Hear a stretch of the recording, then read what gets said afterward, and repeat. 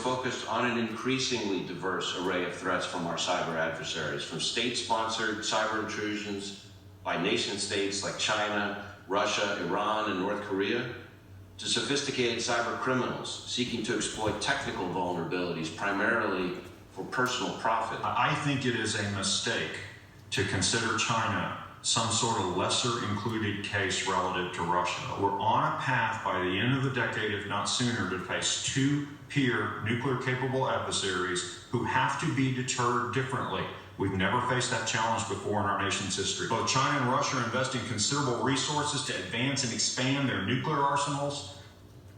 Admiral saying that a lot of people aren't talking about this. Nuclear arsenals being money being spent on them in China and Russia, and then you heard the FBI director, what they're seeing. We're back with our panel. Bill, the threat from China is real on a number of different fronts.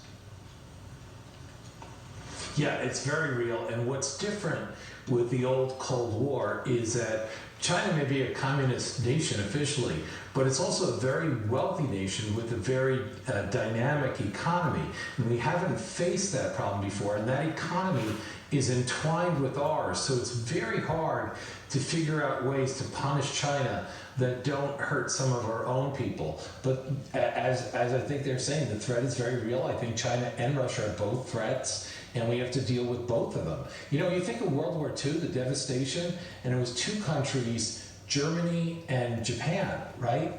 And much smaller. And now we have on the European side, Russia, much larger, more powerful than Germany, and you've got China, much larger than Japan. So this is the big challenge of the 21st century. Mara, we have 47 days. How much is China, standing up to China, being tough on China, going to play in this election?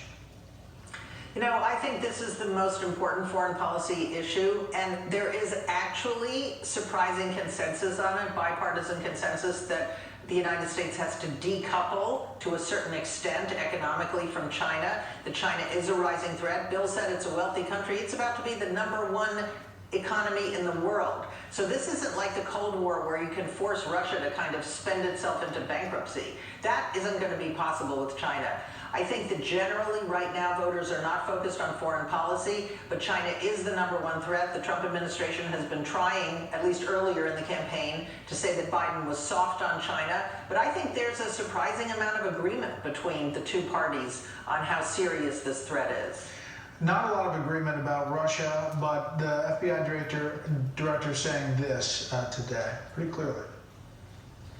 We certainly have seen very active efforts by the Russians to influence our election in 2020 through what I would call more the malign foreign influence side of things. I think the intelligence community has assessed this publicly primarily to denigrate Vice President Biden and what the Russians see as kind of an anti-Russian establishment. Charlie? Thank goodness that the current administration is taking that threat seriously and trying to do something about it, and doing something about it, I don't know, before the election, which is an improvement over the last time. But indeed, you know, one of the reasons that the Chinese economy is so intertwined with the U.S. economy is because for decades now, politicians in America have entwined the two economies willingly, even as China was eating our lunch.